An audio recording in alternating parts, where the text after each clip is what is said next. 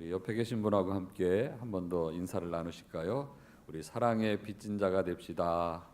사랑의 빚진 자가 됩시다. 한 번 더 할까요? 사랑의 빚을 갚읍시다. 사랑의 빚을 갚읍시다. 하나님은 사랑이십니다. 위대하신 하나님이 행하신 일 중에 가장 위대한 일이 있다면 그것은 사랑하신 것입니다. 사랑은 사람을 살리는 가장 근원적인 에너지입니다. 사랑은 사람과 사람 사이에서 풍성한 삶을 살게 합니다. 사랑이 세상을 바꿉니다. 예수님이 우리에게 적극적으로 사랑을 실천하라고 말씀하셨습니다. 요한복음 13장 34절로 우리 35절 말씀을 함께 읽으시겠습니다. 새 계명을 너희에게 주노니 서로 사랑하라. 내가 너희를 사랑한 것 같이 너희도 서로 사랑하라. 너희가 서로 사랑하면 이로써 모든 사람이 너희가 내 제자인 줄 알리라. 아멘. 예수님의 말씀에 순종해서 우리가 사랑을 실천하면 세상을 바꾸는 나비 효과가 나타납니다. 혹시 성도님들은 지금까지 살아오시면서 빚을 져본 그런 경험이 있으신지 모르겠습니다. 열왕기하 4장 1절로 7절에 가면 한 여인이 엘리사에게 찾아왔습니다. 이 여인의 남편은 엘리사의 제자로 하나님의 사람을 꿈꾸며 하나님의 사역을 감당하기를 원했습니다. 그런데 이 제자는 이 처자식과 함께 살면서 엘리사를 따라다니고 엘리사에게 배우고 훈련받고 양육받고 이렇게 하나님의 사람의 사역자가 되는데 경제적으로는 그렇게 여유롭지 못했던 것 같습니다. 또 건강도 좋지 못해서 일찍 단명하고 많은 빚을 남겨주었습니다. 그런데 이 졸지에 과부가 되고 미망인이 된 이 부인, 이 남편의 스승 엘리사를 찾아와서 이렇게 엘리사에게 부르짖습니다. 열왕기하 4장 1절에 보시면은 선지자의 제자들의 아내 중에 한 여인이 엘리사에게 부르짖어 이르되 당신의 종 나의 남편이 이미 죽었는데 당신의 종이 여호와를 경외한 줄을 당신이 아시는 바니이다. 이제 빚준 사람이 와서 나의 두 아이를 데려가 그의 종을 삼고자 하나이다 하니, 이 제자의 아내인 이 여인은 이 채무자의 의무를 다 감당하지 못해서 정말 자기가 사랑하고 아끼는 자녀 2명을 채권자에게 종으로 내줘야 될 그러한 처지에 처해 있습니다. 이때 이 부인의 심정이 어땠을까 한번 생각해 보면 정말 하늘이 무너지고 땅이 꺼지는 것 같은 절망감이 찾아오지 않았나 생각을 합니다. 이것이 빚을 갚지 못하는 채무자의 처지요 심정입니다. 사도 바울은 이같이 빚이 채무자의 마음과 삶을 얼마나 힘들게 하는지를 잘 알고 있습니다. 그렇기에 빚지지 말라는 것입니다. 그렇지만 오늘날과 같이 정말 이 모든 것이 은행을 통해서 이루어지는 이 사회 속에서 빚을 지지 않고 살아간다는 것이 쉬운 일만은 아닌 것 같습니다. 우리들은 은행을 통해서 대출을 받아 집을 마련하기도 하고 또 그리고 사업을 합니다. 사업 자본 중에 50%만 자기 자본이 있어도 그는 아주 단단한 자기 자본을 가졌다고 말합니다. 카드 빚을 돌려 막으면서 생활을 꾸려가는 그런 사람도 있습니다. 심지어 어떤 목회자는 교회가 은행에서 돈을 빌릴 수 있는 힘만 있다면 그 모든 돈을 빌려서라도 주의 일을 감당해야 한다고 주장하는 사람도 있습니다. 오늘날 우리 사회는 빚이 사업과 생활의 수단이 되고 우리의 삶의 부분이 된 것을 볼 수가 있습니다. 이런 사회 속에서 빚 없이 살아간다는 것은 결코 쉬운 일이 아닙니다. 또 성경에서도 빚질 수밖에 없는 상황에 대해서 말씀하십니다. 경제적으로 심히 어려운 상황에 빠지게 되면 빚을 질 수밖에 없다는 것을 인정합니다. 그때는 정말로 돈을 꾸고 그렇게 나에게 와서 돈을 꿔달라고 하는 사람, 먹고 살 것이 없어서 돈을 꿔달라고 하는 사람이 있다면 기꺼이 그 사람에게 자비를 베풀어서 돈을 꿔주라고 말씀하십니다. 신명기 15장 7절로 10절 말씀 우리 같이 한번 함께 읽으시겠습니다. 시작. 내 하나님 여호와께서 내게 주신 땅 어느 성읍에서든지 가난한 형제가 너와 함께 거주하거든 그 가난한 형제에게 내 마음을 완악하게 하지 말며 내 손을 움켜쥐지 말고 반드시 내 손을 그에게 펴서 그에게 필요한 대로 쓸 것을 넉넉히 구워주라. 상가 너는 마음에 악한 생각을 품지 말라. 곧 이르기를 일곱째 해 면제년이 가까이 왔다 하고 내 궁핍한 형제를 악한 눈으로 바라보며 아무것도 주지 아니하면 그가 너를 여호와께 호소하리니 그것이 내게 죄가 되리라. 너는 반드시 그에게 줄 것이요 줄 때에는 아끼는 마음을 품지 말 것이니라. 이로 말미암아 내 하나님 여호와께서 내가 하는 모든 일과 내 손이 닿는 모든 일에 내가 복을 주시리라. 아멘. 또 돈을 빌려주되 채권자는 채무자에게 자비를 베풀어 줄 것을 말씀하셨습니다. 출애굽기 22장 25절로 27절 말씀인데 우리 같이 한번 또 읽어보실까요? 시작. 내가 만일 너와 함께한 내 백성 중에서 가난한 자에게 돈을 구워주면 너는 그에게 채권자같이 하지 말며 이자를 받지 말 것이며 내가 만일 이웃의 옷을 전당 잡거든 해가 지기 전에 그에게 돌려보내라. 그것이 유일한 옷이라. 그것이 그의 알몸을 가릴 옷인즉 그가 무엇을 입고 자겠느냐. 그가 내게 부르짖으면 내가 들으리니 나는 자비로운 자임이니라. 아멘. 그래서 교회 안에서는 사채놀이, 일수놀이 하는 것을 삼가하셔야만 합니다. 돈을 구워줄 때는 이자를 받을 생각을 하지 마시고 더 나아가서 혹시 그가 돈이 없어서 나에게 돈을 뗀다 하더라도 내가 상처 입지 않겠다고 하는 마음으로 그에게 구워주시기를 바랍니다.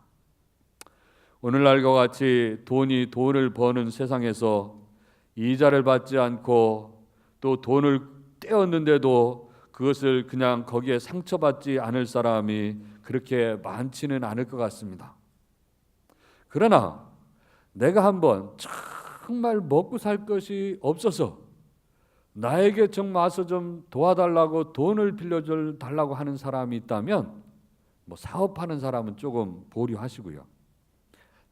그런 사람이 있다면 내가 정말 그 사람 하나님의 말씀에 순종하는 마음으로 이자 탁 받지 않고 그냥 내가 그 사람이 그래도 어느 정도 좀 먹고 살 수 있을 정도로 내가 탁 한번 밀어줄 수 있는 그런 하나님의 멋진 사람들이 되시기를 주님의 이름으로 축원합니다.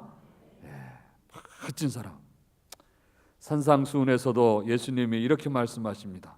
마태복음 5장 42절 말씀 한번 더 읽겠습니다. 시작. 내게 구하는 자에게 주며 내게 꾸고자 하는 자에게 거절하지 말라. 아멘. 파산에 이르고 먹을 것이 없으면 구워서라도 일단 먹고는 살아야 된다는 것입니다.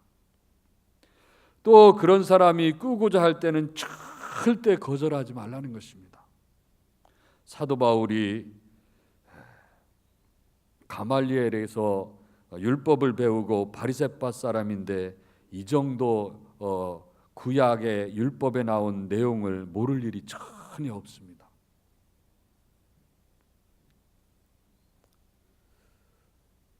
사도 바울도 이 정말 먹을 것이 없는 사람에게 먹을 것이 없는 사람인데 가서 꾸이지 말라고 한 것은 아니라고 생각이 됩니다. 다시 한번 우리 본문 8절 말씀을 함께 읽으시겠습니다. 시작. 피차 사랑의 비두에는 아무에게든지 아무 빚도 지지 말라. 남을 사랑하는 자는 율법을 다 이루었느니라. 아멘. 여기서 이 본문 말씀 중에서 사랑의 빚 외에는 아무 빚도 지지 말라고 했는데, 그러면 사랑의 빚은 줘도 괜찮다는 말씀인데 어떤 의미가 있을까 하는 것을 생각해 보면 소극적으로 사랑의 빚을 기억하라 하는 것입니다. 피차 사랑의 비두에는 아무에게든지 아무 빚도 지지 말라는 말씀 속에 사랑의 빚을 꼭 기억하라는 것입니다. 사람은요, 삶을 살아가면서 서로가 서로에게 피차 사랑의 빚을 지게 됩니다. 우리가 이 세상에 태어나 가지고 가장 먼저 사랑의 빚을 지는 사람이 있다면 아마 그것은 부모님이라고 생각이 되어집니다. 또 그리고 한 가정 안에서 살아가는 형제 자매들에게 우리는 사랑의 빚을 지고 있습니다. 또 우리가 신앙생활하고 소그룹을 갖고 셀 모임을 하는 우리 신앙 공동체 안에서 사랑의 빚을 지고 있고, 또 때로는 학교를 함께 다닌 동기 동창 동문들에게서 사랑의 빚을 지고 있고, 또 사회 속에서 만난 여러 하나님께서 만나게 하신 좋은 사람들을 통해서 우리들은 사랑의 빚을 지고 있습니다. 이런 관계 속에서 진 사랑의 빚을 잊지 말라는 것입니다. 저는 개인적으로 우리 상방교회에서 사역을 하면서 많은 사랑의 빚을 지고 있습니다. 먼저는 우리 담임 목사님과 사모님에게 많은 사랑의 빚을 지고 있습니다. 또 교회의 장로님들과 권사님들, 집사님들, 우리 권찰님들, 우리 여러 성도님들에게 사랑의 빚을 지고 있습니다. 심지어는 우리 청년 학생 어린이들에게도 사랑의 빚을 지고 있습니다. 왜냐하면 때로 아이들에게도 격려와 사랑을 받기 때문에 그렇습니다. 조그마한 4살, 5살 될 아이가 목사님하고 이렇게 제게 달려오면 제가 비타민을 한 병 마신 것 같습니다. 얼마나 그 아이가 사랑스럽고 고마운지 모릅니다. 그리고 가까이 매일 함께하는 우리 동역하시는 목사님들, 전도사님들, 우리 직원 사역자님들께 많은 사랑의 빚을 지고 있습니다. 저는 개인적으로 우리 교회에서 만 14년째를 채워가면서 사역하고 있는데요, 식사를 하거나 살갑게 개인적으로 지낸 분이 별로 없다는 생각이 들어요. 저는 아버지를 닮은 것 같습니다. 저희 아버지가 시골 교회에서 노인대학을 하시는데 노인대학 스케줄 프로그램 중에 어떤 시간이 있냐면 지금까지 살아오시면서 가장 후회스러운 것을 적는 시간이 있다 합니다. 그런데 그 시간에 우리 아버지가 뭐라고 가장 후회스러운 일을 적으셨냐면, 내가 성격이 보수적이고 엄해서 우리 자식들을 키워오면서 살갑게 사랑한다고 말하지 못한 게 가장 후회스럽다고 적어놨답니다. 그것을 장례식 때 저희 시골교회 목사님이 와서 장례를 집례하면서 그 얘기를 해주는데 제가 밖에 나가서 얼마나 울었는지 모릅니다. 나는 그냥 아버지가 무서운 분으로만 알고 있었는데 아버지 마음속에는 나를 사랑하는 마음이 있었구나. 그리고 제가 속으로 그런 생각을 했습니다. 아버지 살아생전에 자식들을 한번 좀 이렇게 불러 모아놓고, 야, 내가 미안하다.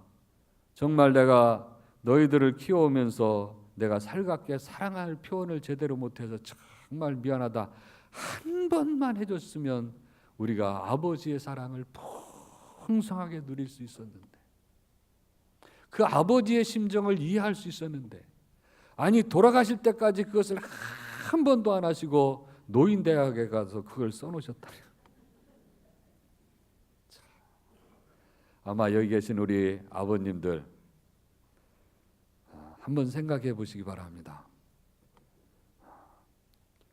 그냥 내가 아버지 체면 세우고 살리고 자식들 잘 교육 훈화하기 위해서 엄하게만 꾸짖고 지도하지만 마시고, 이제는 한번 오늘 가셔가지고 멀리 있으면 전화라도 하시고 한번 가족들에게 정말 허그를 하시면서 내가 사랑한다고 그렇게 말씀해 주시기를 꼭 부탁을 드립니다. 왜냐하면 후회할 날이 멀지 않았기 때문에 그렇습니다. 후회하시기 전에 꼭 하시기를 주님의 이름으로 축원합니다. 저도 성격이 조금 아버지를 닮았는데 공적인 일을 제외하고는 우리 교회 장로님들 중에서 저에게 식사하자고 전화하신 분이 거의 없어요.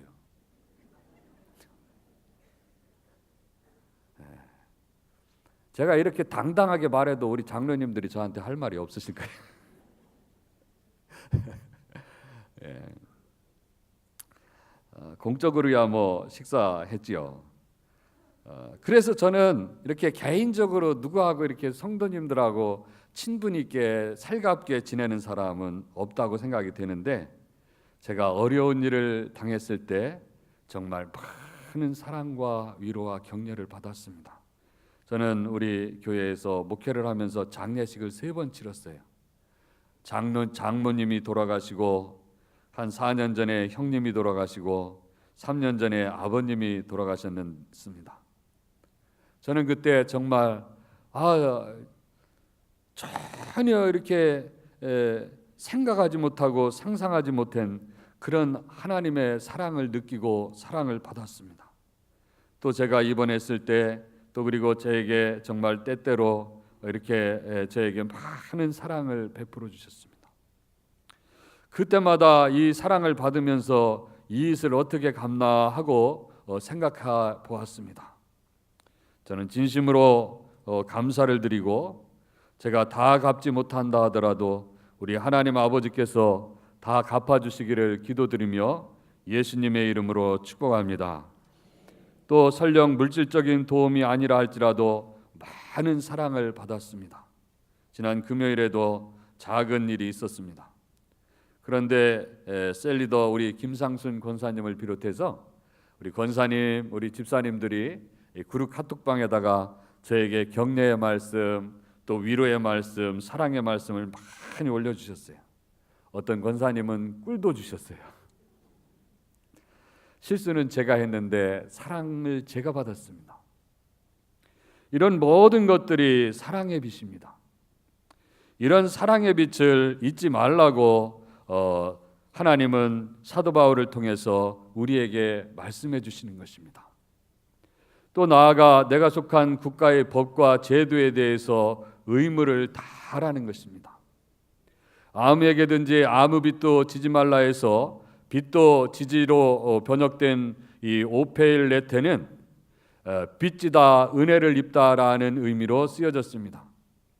이는 과인 관계의 금전적 요소에 국한하지 않고 보다 더 넓게 어떠한 사회의 제도적인, 또 그리고 국가의 법적인 그러한 차원에서 너가 정말 준법적 의무를 다하고 사회적 도덕적 의무를 다하라는 그런 의미가 내포되어 있습니다.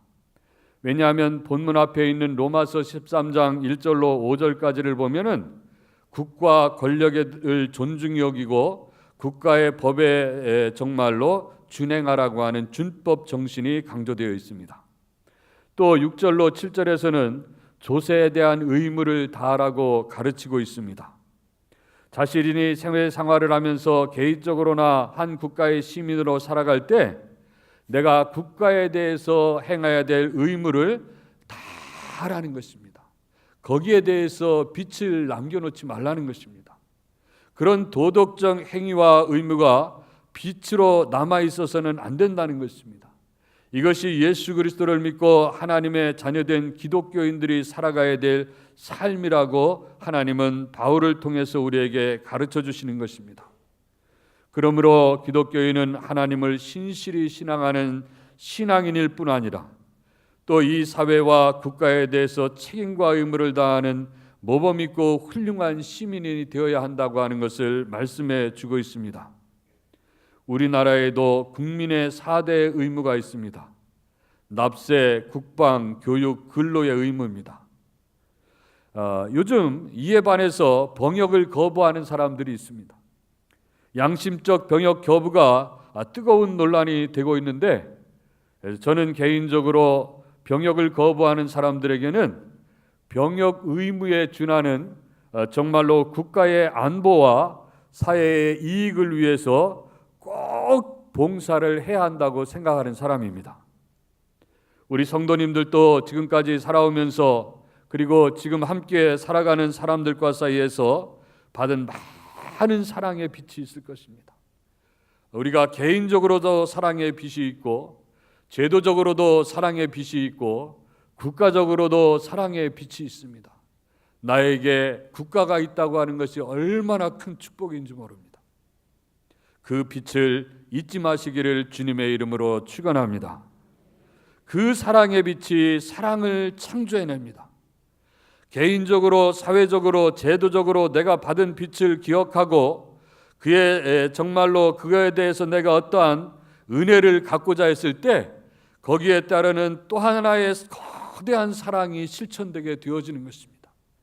그 사랑이 나의 가정을 살리고 나의 교회를 살리고 이 사회와 국가와 민족을 살리고 인류 공동체를 살리는 원동력이 되는 줄로 믿으시기를 주님의 이름으로 축원합니다. 또 사랑의 빛의 빛 외에라는 의미 속에는 적극적으로 사랑의 빛을 갚으라는 의미가 있습니다. 내가 사랑을 받으면은요, 그 나를 사랑한 사람을 내가 사랑하고 싶은 그러한 마음이 이 속에서부터 막 솟아올라요.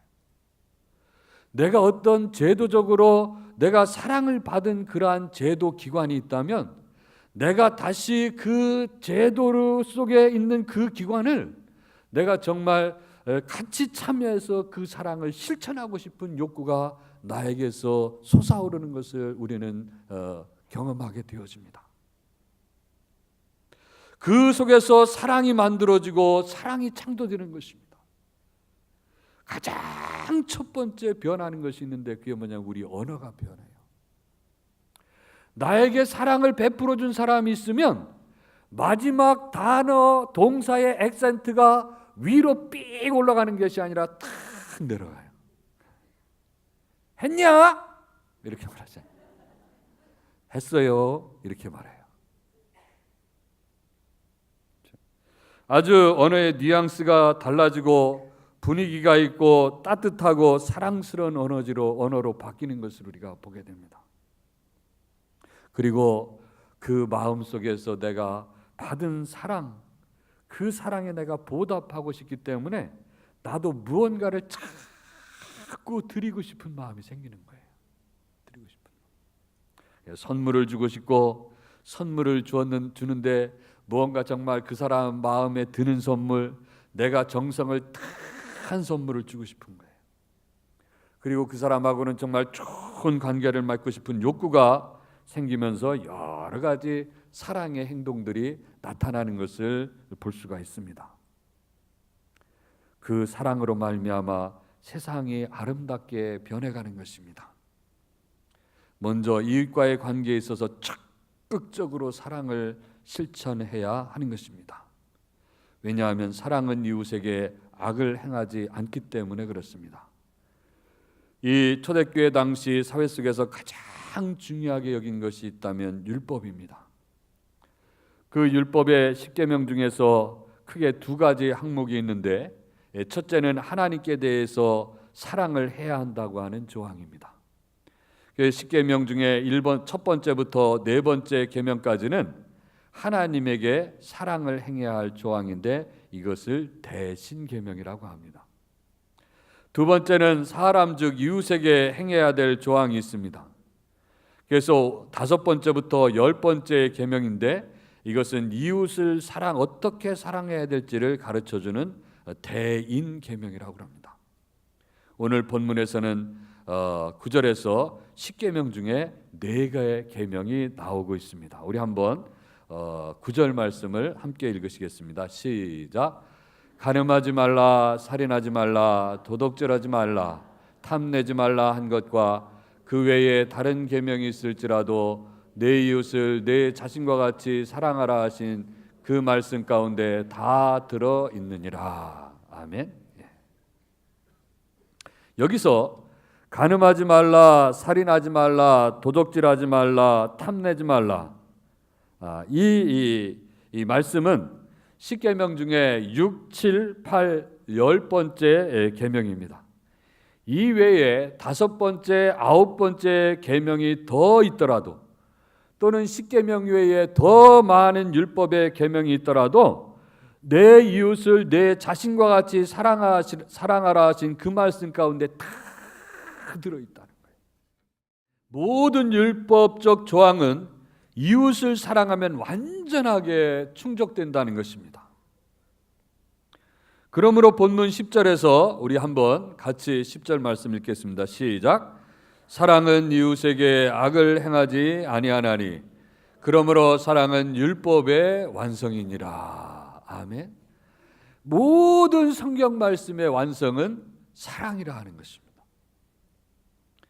그래서 이웃을 내 몸과 같이 사랑하라고 그랬는데 그러면 과연 이웃은 누구입니까? 이웃은 바로 나하고 가까이 함께 살아가는 사람이 이웃입니다. 이웃으로 번역된 이 플레시온이라고 하는 단어는 부사로 사용되는 경우에는 가까이를 뜻하지만 여기 본문에서처럼 명사로 사용되었을 때는 가까이에 있는 사람, 이웃, 동료를 의미합니다. 이는 혈연이나 국적에 관계없이 자신의 주위에 있는 사람을 의미하는 것입니다. 내가 관계를 맺고 있는 바로 그 사람이 나의 이웃이며 나의 친구이며 나의 동료가 되는 것입니다. 우리의 이웃은 내가 매일 만나는 가장 가까운 이웃은 가족입니다. 또 그리고 우리의 이웃은 내가 정말로 함께 신앙생활하고 소그룹 모임을 갖고 함께 하나님을 예배하는 우리 신앙 공동체의 교우들입니다.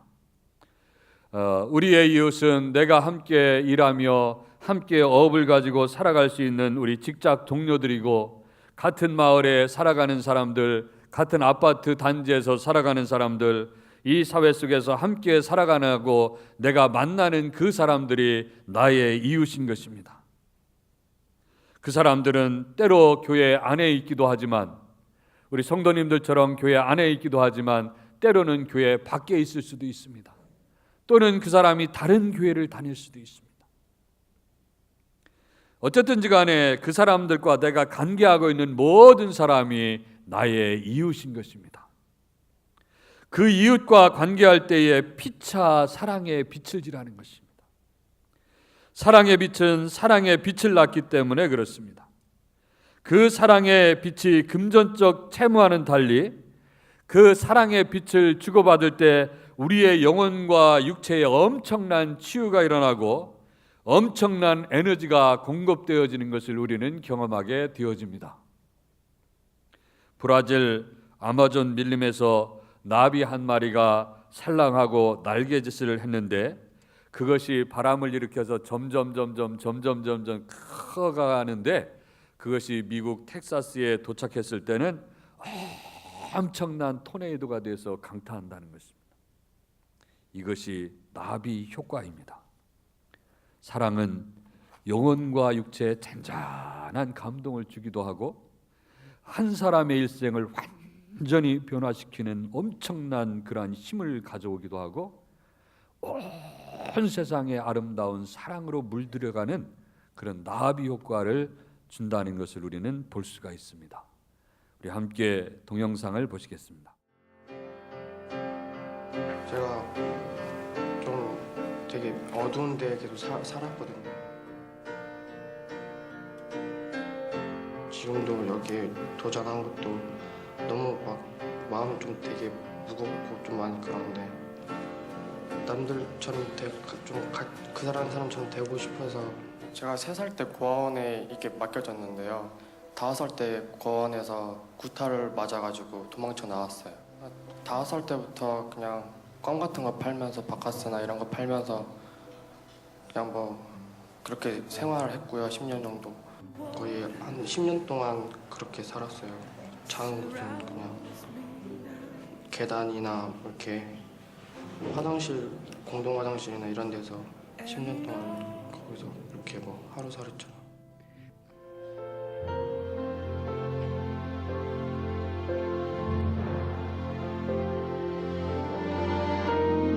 Nella fantasia io vedo un mondo giusto,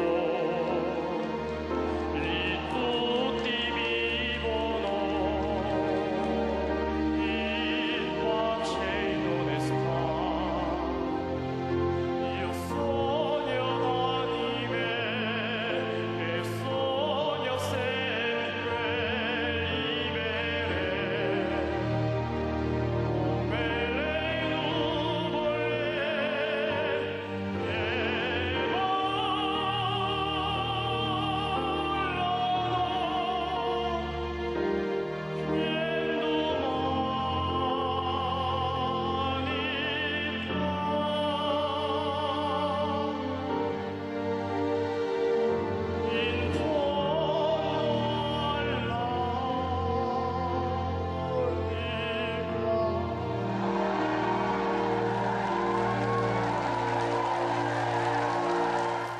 왜 노래하고 싶어요? 제가 어릴 때 좀 많은 사건들이 되게 많았어요. 그러니까 막 어디 팔려가기도 하고 좀 나이트에서 껌 팔면서 이렇게 어떤 사람이 성악하는 걸 봤어요. 근데 나이트는 되게 뭐 신나는 노래만 하는데 거기서 되게 진지하게 하는 모습에 그 매료가 돼서 그때부터 좋아했어요. 최성봉 씨를 너무 안아주고 싶어요. 관객 반응 보셨으면은 얼마나 훌륭한 무대를 만드셨는지 아실 거예요. 잘 하셨습니다.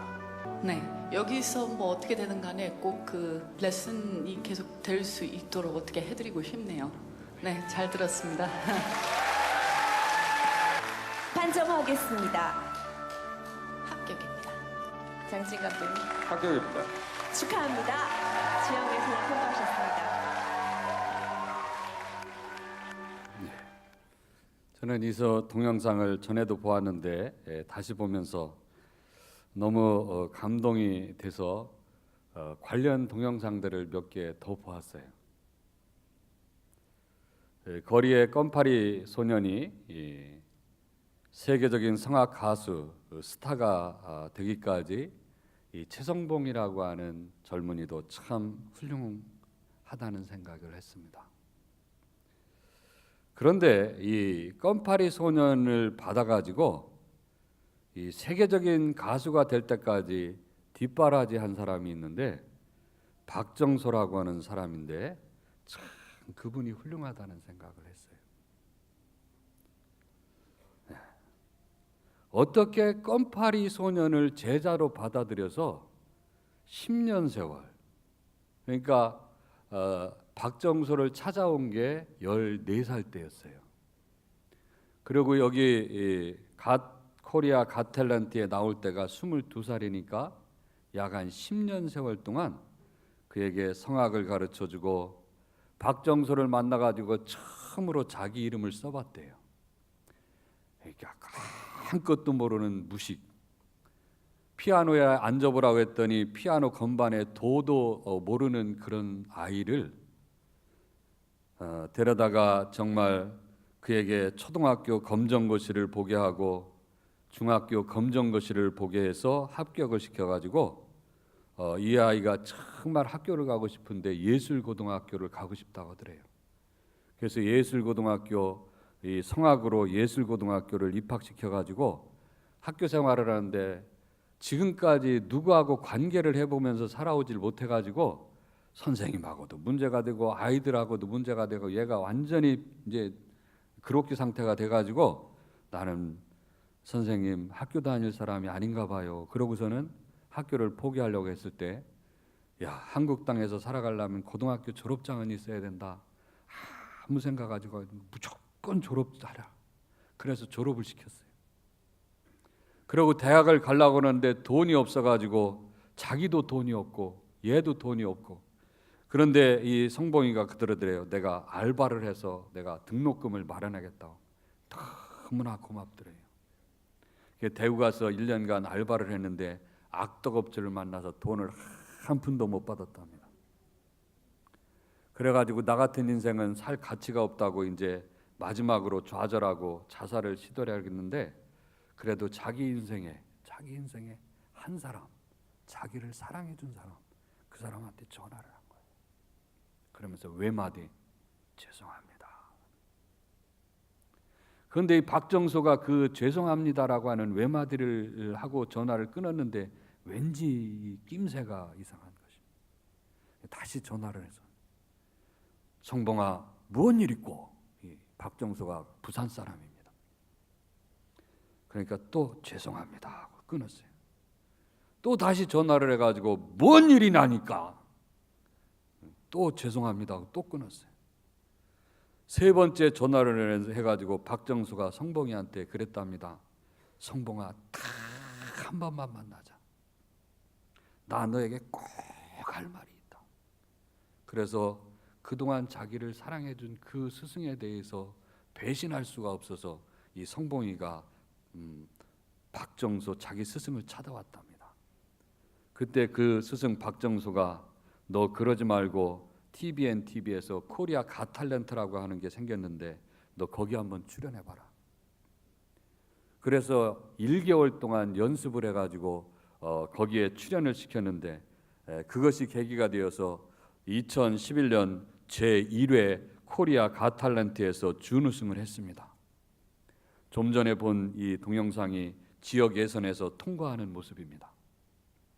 껌파리 거리 소년이 세상에 나왔다고 한국의 모든 방송들이 그를 탑 기사로 다루고 미국의 CNN, 영국의 BBC, 일본의 NHK 등 전 세계 주요 언론들이 이 성봉이 이야기를 탑 기사로 다뤘답니다.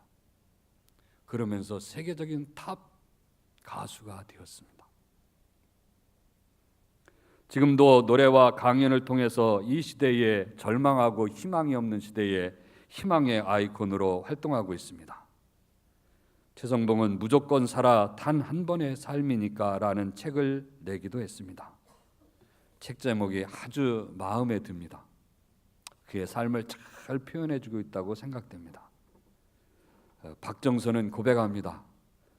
처음 최성봉이를 만났을 때 자신은 부살 출신으로 대전에서 자취방도 없이 오직 오페라 가수가 되겠다고 하는 꿈에 부푼 그러한 가난한 음악도였답니다. 음대를 다니며 교회에서 성가대 지휘를 하고 학생들에게 레슨을 해가지고 근근히 살아가는 그런 대학생이었습니다. 지금도 일반인들을 대상으로 콘서트를 하는데 자기가 기독교인이라고 소개를 합니다. 그런데 그가 어떻게 한 번도 아니고 1년도 아니고 10년이라는 세월 동안 그 거리 소년을 돌보면서 그 최성봉이의 삶을 이끌어줄 수 있느냐 하는 거예요. 유튜브에 있는 박정수의 제4회 라이프 콘서트 동영상을 소개하는 문구에 박정수 씨가 남긴 글이 있는데 누군가를 조건 없이 믿어주고 응원해 주세요 그랬어요. 그리고 콘서트가 노래만 하는 것이 아니라 마치 찬양 집회 같습니다. 일반 대중들을 놓고 하는데 거기에 하는 말이 나눔은 축복의 통로입니다. 그러면서 자기 신앙생활을 간간히 간증을 해요. 자신이 성봉이를 돌본 것은 얼마 되지 않지만 성봉이와 나눔을 가지면서 너무 많은 것을 얻었대요. 그동안 성봉이에게서도 많은 것을 배웠고 또 당시 제4회 라이프 콘서트를 하는데 일주일에 이 콘서트가 9번을 자기가 해야 된다는 거예요. 9번. 그러니까 목소리가 완전히 갔어요. 너무 피곤해서. 그리고 자기가 정말 음반을 놨는데 3일 만에 음반이 다 팔렸다 합니다. 그래서 음반 판매 1위를 기록했답니다. 사랑의 빛이 사람들에게는 축복의 통로가 되어지고 자식에게는 부메랑이 되어서 엄청난 그러한 축복이 되었다고 하는 것을 고백하는 것을 들었습니다. 또 지금도 작은 나눔이 엄청난 회오리 바람을 일으켜서 온 세상에 희망을 주는 전 세계를 강타하는 그러한 세상을 변화시키는 토네이도가 된 것을 볼 수가 있습니다. 저는 한번 생각해 봤습니다. 나라면 어땠을까? 만약에 나에게 최성봉이라고 하는 사람이 찾아왔다면, 아니 최성봉과 같은 아이가 나에게 찾아왔다면 내가 어떻게 했을까? 내가 생각할 때요, 제가 생각할 때 이런 생각을 해요. 최소한 밥 한 끼 값은 좋겠다. 저의 철학이 나에게 오는 사람한테는 국밥 한 끼를 내가 대접해 줘야 된다는 그런 저희 어머니한테 물려받은 그 철학이 있습니다. 그리고는 아마 잘 타일러서 보냈을 것 같아요. 아니면 내가 목사이기 때문에 정말 성봉이가 정수한테, 박정서 씨한테 무릎을 꿇고 나한테 성악을 좀 가르쳐 달라고 그렇게 부탁을 한 것처럼 나한테 그렇게 요구해 온다면 내가 목사니까 성경은 가르쳐 줬을 것 같아요.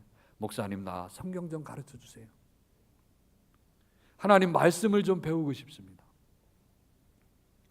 그런데 내가 과연 그런 아이를 정말 초등학교 검정고시, 중학교 검정고시를 치게 하고 지금 이제 삶의 절망 가운데서 모든 것을 포기하고 죽음을 향해서 가는 그 아이한테 다시 전화하고 다시 전화하고 다시 전화해서 나 딱 한 번만 만나자.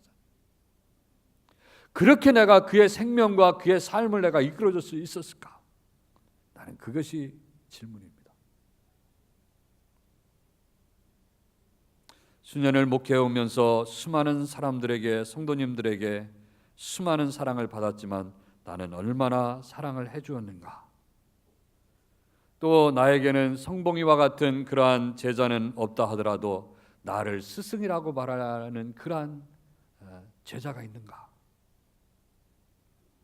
제자는 지식 이전에 사랑의 나눔이라고 하는 것을 깨닫게 됩니다. 우리에게는 정말 성봉이와 같은 거리 청소년은 다가오지 않는다 할지라도, 또 그런 아이들 우리가 다 돌보지는 않는다 할지라도 나에게 도움을 청하고 나에게 사랑을 나누길 원하는 우리 가족들과 우리 성도들과 또 내가 관계하는 우리 이웃들과 정말 사랑을 실천하며 사랑의 빚진 자의 삶을 살아가기를 주님의 이름으로 축원합니다. 우리 피차 사랑의 빛으로 세상을 변화시키며 예수 그리스도의 제자를 세우는 하나님의 사람들이 되시기를 주님의 이름으로 축원합니다. 기도하시겠습니다.